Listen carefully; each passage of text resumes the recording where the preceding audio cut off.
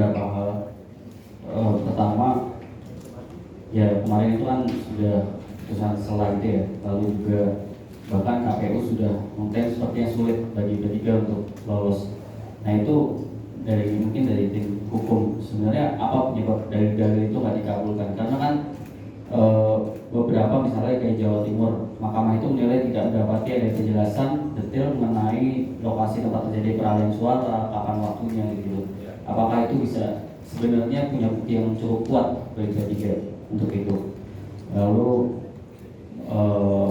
mungkin ke Pak Mardiono, lalu what's next? Gimana Pak kalau misalnya dengan situasi seperti ini, apa ya langkah yang akan dilakukan oleh P3 dan mungkin Pak Mardiono sendiri sebagai PLT Ketum, apakah kan ini sepertinya langkah hukum terakhir ya Pak, atau sebenarnya Bapak melihat ada peluang untuk menguji materi undang-undang mungkin terkait pemiluan gitu, sehingga bisa membuat P3 nanti yang kira lolos. Terima kasih. Ya, terima kasih Mas Vivo. Ya, saya langsung jawab saja dulu ya. Yang dari Kompas Mas apa? Riko Mas. Mas Riko dari Kompas ya. Tadi pertanyaan yang ditujukan kepada saya yaitu langkah yang ke depan dan menanggapi statement Ketua KPU.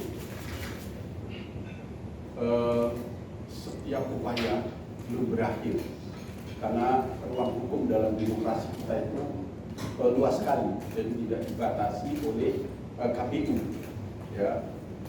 Kemudian kita sebagai insan yang percaya kepada Allah Subhanahu wa Ta'ala, Tuhan yang Maha Esa, sehingga Ketua KPU itu bukan pengganti Tuhan, ya.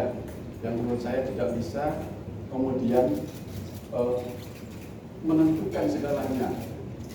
Itu tidak. Jadi sepanjang kehidupan ini masih ada, saya pikir Tuhan